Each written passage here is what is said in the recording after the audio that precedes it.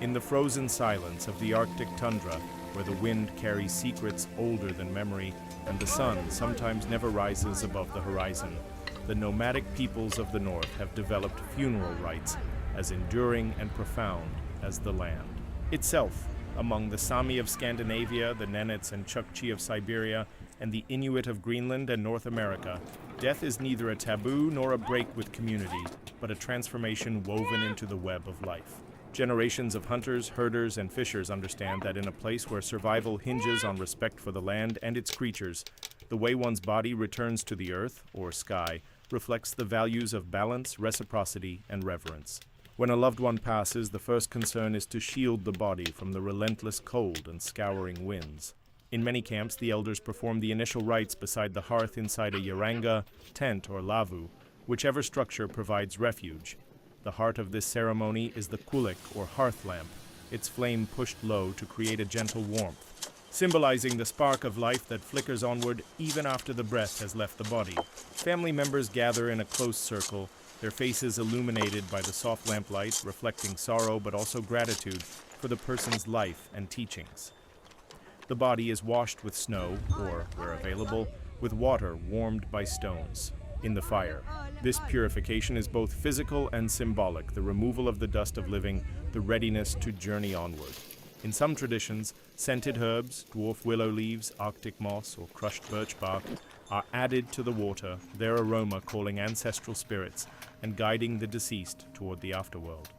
Children watch in silence, learning from the elders that death is part of the natural cycle, that grief is shared, and that care for the departed is a vital expression of love and respect. Clothing the body is an act of profound intentionality.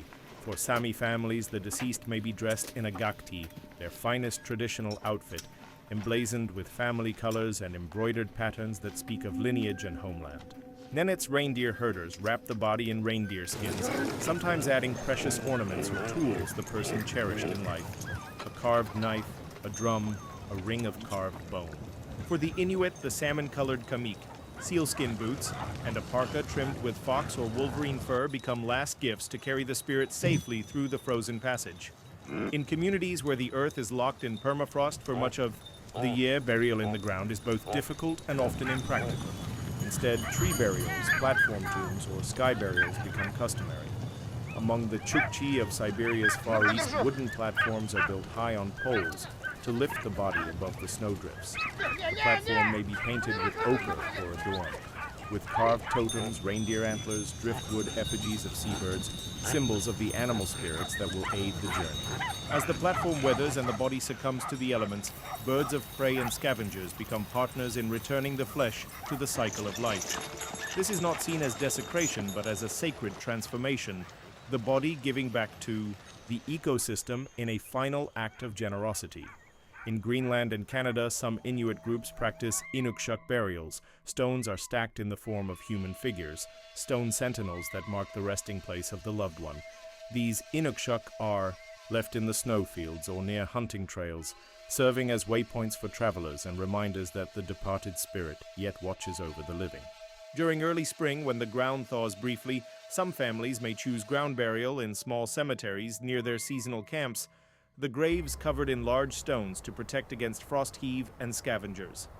Throughout the Arctic, a common thread is the emphasis on ceremony over mourning in isolation. Community members share songs, joiks of the Sami, drumming and throat singing among the Inuit, each melody conveying stories of the deceased's life, their first hunt, their skill with sled dogs, their laughter in long winter nights.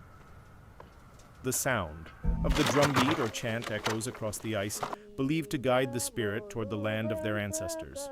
Meals follow the rites, communal feasts where fish, seal, or reindeer meat are shared. Even in death, the bonds of the community are renewed through the sharing of food and memory. Prayers or invocations are spoken softly in the native language, calling on benevolent spirits, Anana in Inuit lore, Man Gengelbrest among the Sami, to protect the soul. In some Nenets camps, shamans undertake trance journeys, donning ornate headdresses and using drums to travel between the living world and the spirit realm, negotiating safe passage for the deceased and ensuring that no malevolent forces will waylay the soul. The shaman's rituals can last through the long Arctic night, their rattles and chants creating a bridge between life and death beneath the flickering aurora. As spring's thaw approaches, the platforms may collapse, and the skeletal remains return fully to the earth. Stones tumble from Inukshuk, carved totems weather away. The land reclaims its own, as it always does. In each decay lies regeneration. Nutrients feed mosses and lichens. The echoes of joiks linger on the wind. The community moves with the seasons, migrating their herds and families across the tundra, carrying the memory of the deceased in their hearts and in the songs they sing.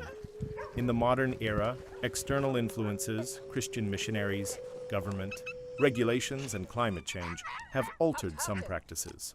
Christian burials in marked graveyards appear alongside traditional platforms. Metal crosses now stand beside stone Inukshuk. Yet many families maintain parallel rites. A church service followed by a traditional platform burial, or vice versa, blending the old and new. Climate disruption thaws permafrost unpredictably, making ground burials more feasible in some regions, while accelerating the collapse of wooden platforms in others. Communities adapt, innovating with insulating covers or reinforced platforms, demonstrating the same resilience that characterizes their ancestors. Through it all, the fundamental values endure: respect for the body as once home to the spirit, gratitude for the return of flesh to the land, and the celebration of a life lived in harmony with nature's extremes. For Arctic nomads, death is not a distant sorrow, but a familiar partner in the dance of existence. In every shivering gust across the ice, in every sun-scorched summer moss, their funeral rites speak of continuity, of the living carrying forward the lessons, love, and legends of those who ventured across the final horizon. Ofoamini.